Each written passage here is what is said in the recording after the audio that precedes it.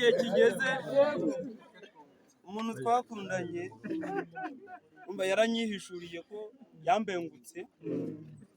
ambwira ko burya yanankunze ndi n'umunyabyaha uri mubi ndi mubi ndi wo kurimbuka ariko nanjye ntangira kuvuga ati se gute umuntu yakunda umunyabyaha kandi mu ijuru nta munyabyaha uzajyayo ambwira ati rero Imana yangiriye imbabazi kubera ko nabaye umunyabyaha nanjye nta ruhare mbigizemo kubera ambwira ati burya nubwo wibonyeho uyu munsi nari nkuzi kera igihe nari magadamu ubwo rero irambwira ati dora impamvu wisangaho ibyaha nanjye nabyibonagaho ariko wenda nageragezaga kuba inyangamugayo ariko uko nkabyibonaho ariko nkagera umwete nagiraga mwinshi ariko nkaba nzi ngo wenda nta muntu wansumba ariko nkavuga ati uko biri kose aho ngeze nta muntu wakoraho ariko nanjye nkabona ntajya mu ijuru Imana none imenyesha ukuntu ntajya nshobora gukiranukira Imana kandi mbishaka imbwira ko nandujwe na Adamu kuko Adamu niwe wangize umunyabyaha kuko Imana yatanze akazi igaha Adamu ngo ahagararire abantu bose Adamu akoze icyaha twese abantu bose bahindutse abanyabyaha imbere y'Imana ubwo rero nicyo cyanteraga kwisanga mbikora mu kanya nkabyibuza mu kanya nkabisaba imbabazi ariko bikanga nkakugenda umunyabyaha noneho nkumya kugira agahinda kenshi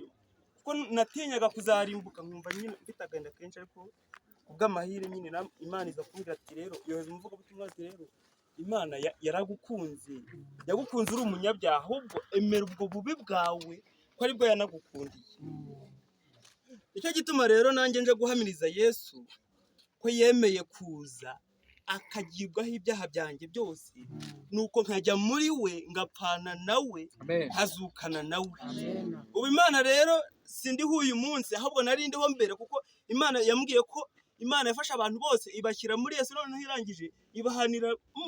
noneho irangije iratwicana iratuzurana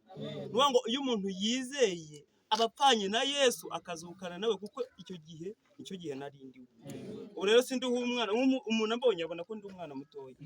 ariko niba nari ndi kumwe na Yesu icyo gihe kandi icyo nkaba nkiriho n'ubu urashimye Imana rero ko yambengutse mu banyabyaha bose ikemera kungira intungane ubu nkaba narabaye umwe n'Imana mbikesheje ipfa n'izuka rya Yesu atari imirimo yanjye